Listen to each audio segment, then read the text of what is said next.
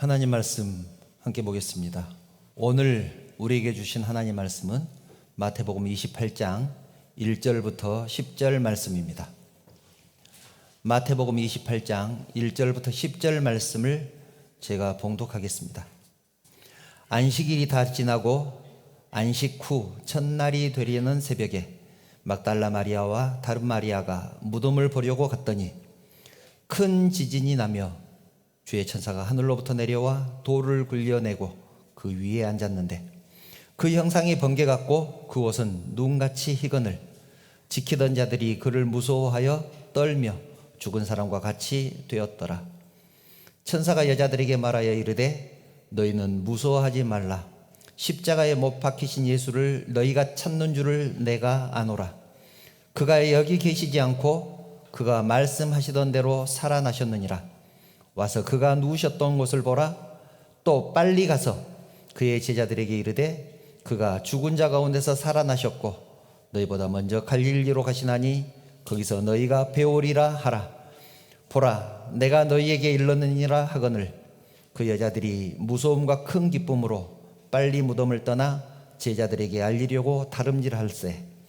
예수께서 그들을 만나 이르시되 평안하냐 하시거늘 여자들이 나아가 그 발을 붙잡고 경배하니 이에 예수께서 이르시되 무서워하지 말라. 가서 내 형제들에게 갈릴리로 가라 하라. 거기서 나를 보리라 하시니라. 아멘. 오늘은 우리 주님께서 사망 권세를 이기고 부활하신 부활주일입니다. 우리의 예배를 통하여 영광 받으실 하나님을 찬양합니다. 할렐루야. 부활이 주시는 주님의 은혜와 평강이 여러분과 함께하기를 축원합니다. 예수님의 고난과 죽으심 그리고 부활은 무엇 하나 특별하지 않는 것이 없습니다. 그러나 본문에 들어가기에 앞서 우리에게 영적인 의미를 주는 것 두 가지만 먼저 소개하려고 합니다. 예수님은 제자들과 유월절 식사를 하기를 원하셨습니다. 유월절 식사. 우리는 그 유월절 식사를 최후의 만찬이라고 부릅니다. 하나님께서 애굽에 10가지 재앙을 내리실 때 10번째 재앙이 장자를 죽이는 재앙이었습니다. 사람에게서부터 왕궁에 있는 첫 아들 그리고 평민들 짐승의 첫 새끼들까지 전부 첫 번째 난 것들을 죽이는 재앙, 그것이 10번째 재앙입니다. 그 재앙을 피하는 방법이 있었는데 어린 양을 잡아서 문설주와 임방에 바르는 것입니다. 어린 양의 피가 발라진 집은 심판하는 자가 그냥 넘어갔습니다. 한자로 넘을 유, 넘을 월, 그래서 유월절이라고 부릅니다. 출애굽기 12장을 보면 하나님께서 유월절 음식을 먹는 방법을 친히 가르쳐 주십니다. 메뉴가 있습니다. 8절. 그 밤에 그 고기를 불에 굽는데 이 고기는 아까 피를 바르기 위해서 잡았던 어린 양의 고기입니다. 그 고기를 불에 구워 무교병은 누룩을 넣지 않고 만든 빵을 말합니다. 누룩이 없는 빵. 그 고기를 불에 구워 무교병과 쓴 나물과 아울러 먹되. 그러니까 양고기와 무교병과 쓴 나물을 함께 먹습니다. 그리고 방법은 11절에 나와 있습니다. 허리에 띠를 띠고 발에 신을 신고 손에 지팡이를 잡고 급히 먹으라. 허리에 띠를 띠고 발에 신을 신고 지팡이를 잡고 급히 먹어야 했습니다. 원래 유대인들은 식사를 할 때 한쪽으로 기대서 반쯤 누워서 먹습니다. 아마 여러분들 TV나 영화에서 보셨을 것입니다. 그런데 유월절 식사는 그렇게 하지 않습니다. 허리에 띠를 띠고 발에 신을 신고 손에 지팡이를 잡고 급히 먹어야 했습니다. 왜냐하면 하나님께서 말씀하시면 바로 즉시 애굽을 떠나야 했기 때문입니다. 떠날 준비를 하고 식사를 하는 것이 유월절 식사였습니다. 이스라엘 백성들은 가나안 땅에 들어간 후에도 이 유월절의 규례대로 유월절을 지켰습니다. 민수기 9장 11절입니다. 둘째 달 여섯째 날 해질 때, 유대인들은 해가 지면 하루가 시작됩니다.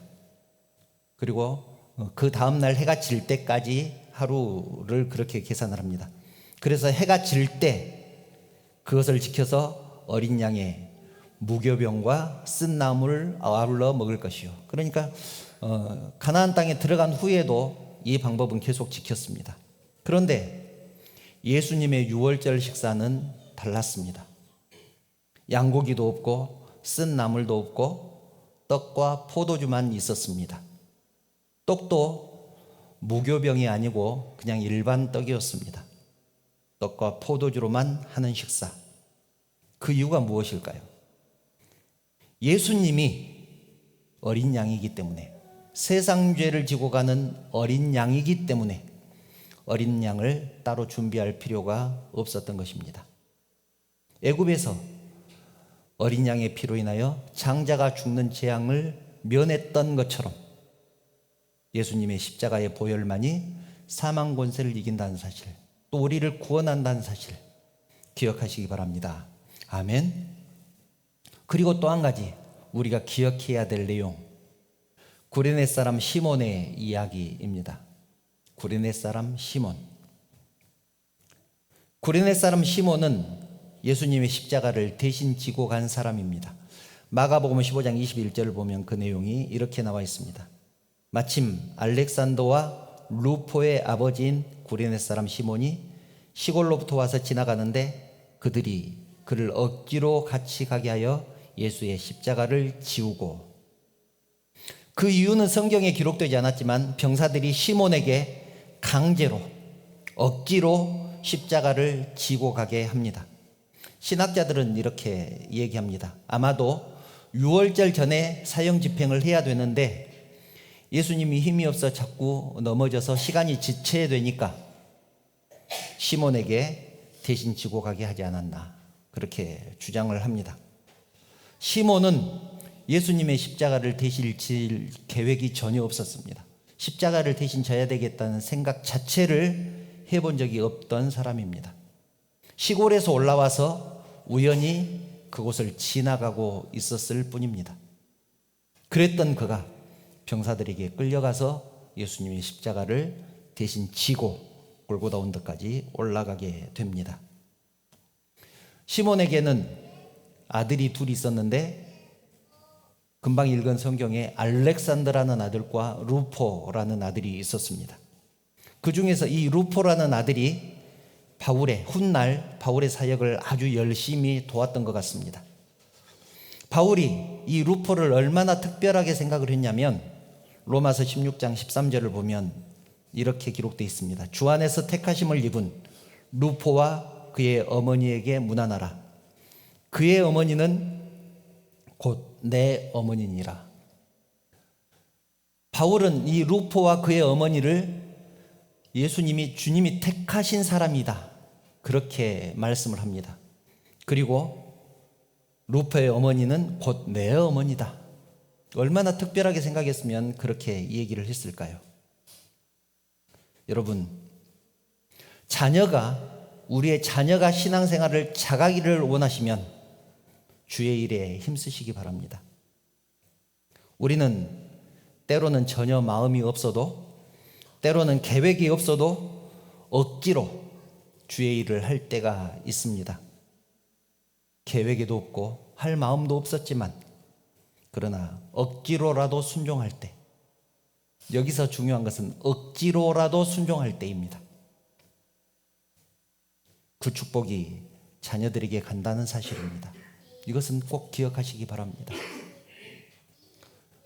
구레네 사람 시몬이 억지로라도 주님의 십자가를 졌기 때문에 그 아들이, 또 그의 아내가 신앙인이 되었습니다. 바울의 사역을 끝까지, 바울이 죽을 때까지 그의 사역을 도왔던 사람이 된 것입니다. 이것은 하나님의 약속입니다. 출애굽기 20장을 보면 하나님을 사랑하지 않고 그 계명을 지키지 않는 자에게는 그 죄를 3, 4대까지 물을 것이다, 그렇게 말씀을 하죠. 하나님을 사랑하지 않고 그 계명을 지키지 않는 자는 그 죄를 3, 4대까지 물을 것이다. 그런데 반대로 하나님을 사랑하고 그 계명을 지키는 자는 그 축복을 1000대까지 이르게 하겠다. 그 후손에게 1000대까지 이르게 하겠다고 하나님께서 약속을 하셨습니다. 정말로 자녀가 신앙인이 되기를 바란다면, 저 축복의 사람이 되기를 바란다면 억지로라도 순종하시기 바랍니다. 억지로라도 주의 일에 힘쓰시기 바랍니다. 이제 본문으로 들어갑니다. 예수님은 십자가에 못 박혀 죽으셨고, 안식일에는, 지금으로 말하면 토요일이죠. 안식일에는 무덤에 계셨습니다. 그리고 안식 후 첫날, 주일입니다. 안식 후 첫날 새벽 막달라 마리아와 다른 여인들이 예수님의 무덤을 찾아갔습니다. 이 여인들은 예수님이 부활했다는 사실을 전혀 모르고 있었습니다. 단지 예수님의 시체에 향을 넣어주기 위해서 무덤을 찾아간 것입니다. 다른 성경을 보면, 다른 복음서를 보면 이 여인들은 예수님의 무덤에 가면서 걱정을 했습니다. 누가 우리를 위해서 그 무덤 문을 막고 있는 돌을 굴려줄 것인가? 우리 힘으로는 굴릴 수 없는데 누가 그 무덤 문을 막고 있는 돌을 굴려줄 것인가? 염려하는 장면이 나옵니다. 그런데 무덤에 도착해 보니 무덤 문을 막고 있던 돌이 굴려져 있었고 주님의 모습은 보이지 않았습니다. 그 대신 예수님이 누우셨던 곳에는 천사들이 있었습니다. 본문 5절부터 7절 말씀이죠. 천사가 여자들에게 말하여 이르되 너희는 무서워하지 말라. 십자가에 못 박히신 예수를 너희가 찾는 줄을 내가 아노라. 그가 여기 계시지 않고 그가 말씀하시던 대로 살아나셨느니라. 와서 그가 누우셨던 곳을 보라. 또 빨리 가서 그의 제자들에게 이르되 그가 죽은 자 가운데서 살아나셨고 너희보다 먼저 갈릴리로 가시나니 거기서 너희가 배우리라. 제자들에게 말하라고 합니다. 그가 살아나셨고 너희보다 먼저 갈릴리로 갈 것이니 거기 가서 예수님을 뵈라. 여러분, 무덤을 찾아간 여인들이 얼마나 놀랐을까요? 또 얼마나 기뻤겠습니까? 누구보다도 예수님을 사랑했던 여인들 아닙니까?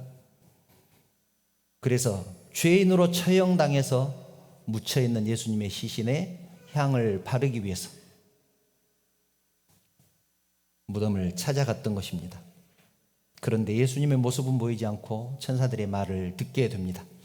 천사들의 말을 들은 이 여인들은 그 소식을 전하기 위해서 뛰어갔습니다. 그런데 가던 길에 예수님을 또 만나게 됩니다.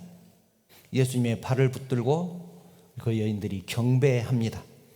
그러자 예수님께서 말씀합니다. 본문 10절, 무서워하지 말라. 가서 내 형제들에게 갈릴리로 가라 하라. 거기서 나를 보리라 하시니라. 예수님께서 여인들에게 말합니다. 제자들에게 가서 빨리 갈릴리로 가라고 전해라. 여러분, 부활하신 주님은 왜 갈릴리로 가라고 했을까요? 왜 제자들을 갈릴리로 보내고 싶으셨을까요? 또 갈릴리로 가라는 그 말씀이 우리들에게 주는 의미가 무엇일까요?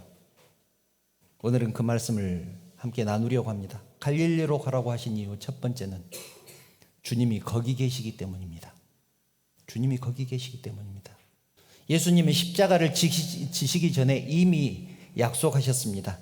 마태복음 26장 31절 32절.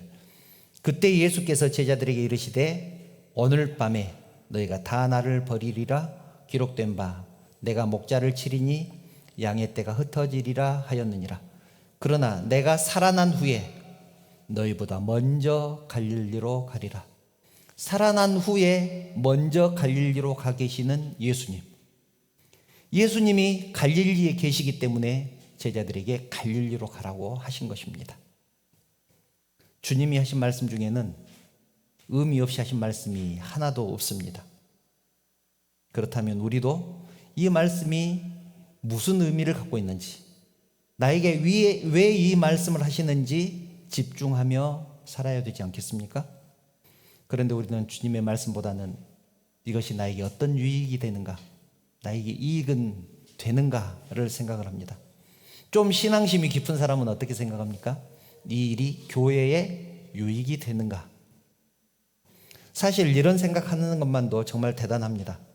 그런데 그보다 더 중요한 것은 이 일들이 중요하지 않다는 것이 아니라 나의 이익 또 교회의 유익이 중요하지 않다는 것이 아니라 그것보다 더 앞서야 될 것은 하나님의 뜻이라는 것입니다. 나에게 유익이 되는 것 같아도 하나님이 말씀하지 않으시면 가지 않아야 합니다. 교회의 유익이 되는 것 같아도 하나님의 뜻이 아니면 멈춰야 합니다. 내 생각으로 교회의 유익이 되는 것 같아도 하나님의 뜻이 아니면 멈춰야 된다는 얘기입니다. 내 생각이 하나님의 뜻보다 우선할 수는 없습니다. 이것이 말씀 중심의 삶입니다. 말씀 중심. 하나님의 말씀이 내 삶의 중심이 되기를 축원합니다. 두 번째 이유, 첫 번째 이유는 예수님이 거기 계시기 때문에 갈릴리로 가라고 하셨습니다. 두 번째 이유는 제자들이 예수님을 처음 만난 곳이 갈릴리이기 때문입니다. 주님은 갈릴리에서 고기를 잡고 있는 베드로와 안드레를 부르셨습니다. 나를 따르라고 말씀하시자 배와 그물을 버려두고 즉시 주님을 따랐습니다. 거기서 좀 더 가시다가 야고보와 요한을 만납니다. 야고보와 요한에게 나를 따르라고 말씀하셨습니다. 그들은 배와 함께 아버지를 품꾼들과 함께 배에 버려두고 즉시 예수님을 따라갑니다. 거기서 좀 더 가시다가 세관에 앉아있는 마태를 봅니다. 마태는 세리였죠. 역시 마태에게도 나를 따르라고 합니다. 그때 당시에 세리는 동족에게는 비난을 받는 사람들이었지만 최고로 부자가 될 수 있는 그런 직업이었습니다. 그 직업을 버리고 예수님을 따랐습니다. 12명의 제자를 부르신 곳, 그것이 갈릴리입니다. 예수님은 가는 곳마다 병자를 고치셨고 굶주린 사람들을 먹이셨고 오병이어의 기적이 대표적이죠. 먹이셨고 물 위를 걸으시고 바람과 바다를 잠잠케 하셨습니다. 그리고 사람도 살리셨습니다. 예수님은 천국의 말씀을 선포하셨습니다. 지금까지 어떤 율법 교사에게도 들어보지 못한 가슴을 울리는 감격스러운 말씀 예수님께서 들려주셨습니다. 예수님의 소문은 온 유대에 퍼졌고 사람들은 예수님이 가는 곳마다 구름처럼 몰려들었습니다. 제자들은 의기양양했습니다. 예수님의 제자가 되기를 잘했다고 생각했습니다. 그렇게 제자들이 예수님과 함께 사역했던 곳, 먹고 자고 함께 부대끼며 지냈던 곳, 그것이 갈릴리였습니다. 그런데 상황이 변했습니다. 예수님이 골고다에서 십자가에 못 박혀 죽으셨고 사람들은 예수님을 따랐던 사람들마저도 예수님을 손가락질하며 침을 뱉으며 예수님을 비난했습니다. 제자들도 마찬가지였습니다. 예수님이 왕이 되면 한 자리 할 것이라고 생각했던 사람들이 그 꿈이 모두 물거품이 되어버렸습니다. 종교 지도자들은 제자들을 죽이겠다고 잡으러 다녔고 제자들은 두려워서 문을 잠그고 꽁꽁 숨어버렸습니다. 이제 다 끝이구나. 괜히 예수님의 제자가 되었다. 그때 왜 예수님을 따랐을까? 그런데 공포와 두려움에 사흘이 지나고 놀라운 일이 벌어졌습니다.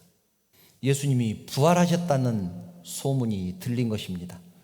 그리고 제자들에게 이렇게 말씀하셨다고 합니다. 갈릴리로 가라. 내가 그곳에서 너희를 만나리라. 예수님이 제자들을 부르셨고 사랑해 주셨고 은혜를 베푸셨고 훈련시키셨던 곳, 그곳 갈릴리로 가라. 그곳에서 다시 만나자 말씀하신 것입니다. 사랑하는 성도 여러분, 성도는 믿는 사람이라면 누구나 자기의 갈릴리가 있습니다. 여러분의 갈릴리는 어디입니까? 주님을 처음 만났던 곳은 어디입니까? 모든 것을 버리고 주의 제자로 살겠다고 결심했던 곳, 예수님의 사랑에 한없이 감격했던 곳, 그곳이 어디인가요? 부활하신 예수님이 우리를 그곳에서 기다리고 계십니다. 그곳에서 부활의 주님을 만나기를 축원합니다. 갈릴리로 가라고 하신 세 번째 이유, 사명을 주신 곳이기 때문입니다. 제자들 입장에서는 사명을 받은 곳이기 때문입니다. 주님은 제자를 부르시고 훈련시키셨는데 이유가 있습니다. 사명을 주시기 위해서입니다. 주님은 제자를 부르실 때 사명과 함께 부르셨습니다. 사명과 함께 부르셨습니다. 마태복음 4장 19절, 나를 따라오라. 내가 너희를 사람을 낚는 어부가 되게 하리라. 제자를 부르실 때 사명은 사람을 낚는 어부가 되게 하는 것이었습니다. 그런데 그들은 예수님이 십자가에 죽으실 때 사명을 잃어버렸습니다. 이제는 사명과 상관없는 사람이 되어버렸습니다. 그래서 다락방에 문을 잠그고 꽁꽁 숨은 것 아니겠습니까? 그런데 주님이 부활하셨습니다. 부활하신 후 첫 번째 말씀이 갈릴리로 가라 였습니다. 그들이 버린 사명, 잃어버린 사명을 다시 주기 위해서입니다. 3년 전에 그들이 받은 사명은 사람을 낚는 어부가 되는 것이었습니다. 그런데 부활하신 주님이 제자들에게 주신 사명은 더 큰 사명이었습니다. 마태복음 28장 19절 20절입니다. 이 말씀은 함께 읽겠습니다. 시작. 너희는 가서 모든 민족을 제자로 삼아 아버지와 아들과 성령의 이름으로 세례를 베풀고 내가 너희에게 분부한 모든 것을 가르쳐 지키게 하라. 아멘. 세 가지 사명입니다. 모든 민족을 제자로 삼아라. 모든 민족을 제자로 삼아라. 두 번째는 성령의 이름으로 세례를 베풀어라. 세 번째는 내가 가르친 모든 것들을 지키게 해라. 그들에게 가르쳐서 지키면서 살도록 해라. 이것이 우리에게 주신 사명입니다. 제자들에게 주셨던 사명이기도 하고 지금 우리에게 주신 사명입니다. 주님은 이 새로운 사명을 주시기 위해서 갈릴리로 가라고 말씀하신 것입니다. 신앙생활하면서 중요한 것들이 여러 가지가 있습니다. 그런데 가장 중요한 것을 하나를 꼽으라고 하면 그것은 아마도 사명일 것입니다. 사명을 깨닫고 사명을 위해서 뛰는 것입니다. 사명이 있으면 인생의 목적이 뚜렷해지고 분명해집니다. 그리고 흔들리지 않습니다. 성도 여러분, 우리는 본래 주님 한 분만으로도 만족하면서 살아야 하는 사람들입니다. 그런데 신앙생활 하다 보면 그렇게 되던가요? 어떤 때는 회의감이 들 때도 있고 고민이 될 때도 있습니다. 나는 왜 예수를 믿는가? 나는 왜 예수를 믿는가? 나는 왜 신앙생활을 하는가? 이 신앙생활 꼭 해야만 되나? 그럴 때마다 부활하신 주님의 말씀을 기억하시기 바랍니다.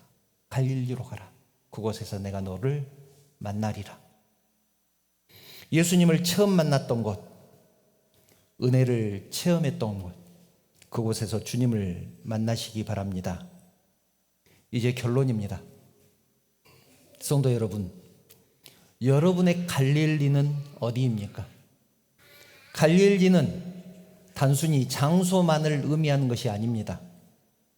나를 변화시켰던 말씀일 수 있고 내가 은혜 받았던 찬양일 수 있습니다. 나에게 영향력을 줬던 신앙의 멘토일 수 있고 존경하는 신앙인 선배일 수 있습니다. 그리고 어렸을 때 뛰놀았던 모교회일 수도 있습니다. 힘과 용기를 회복할 수 있는 그 사람, 그 장소, 그 말씀, 그 찬양, 부활하신 주님이 그곳에서 우리를 만나 주겠다고 약속하셨습니다. 흔들릴 때마다, 은혜와 감격이 희미해질 때마다 그곳을 찾아가시기 바랍니다. 부활의 주님이 기다리고 계십니다. 우리를 만나셔서 첫사랑을 회복시켜 주시고 더 큰 사명도 주실 것입니다. 바로 지금 부활의 아침에 나만의 갈릴리에서 주님을 새롭게 만나는 은혜가 여러분에게 충만하게 임하시기를 주님의 이름으로 축원합니다.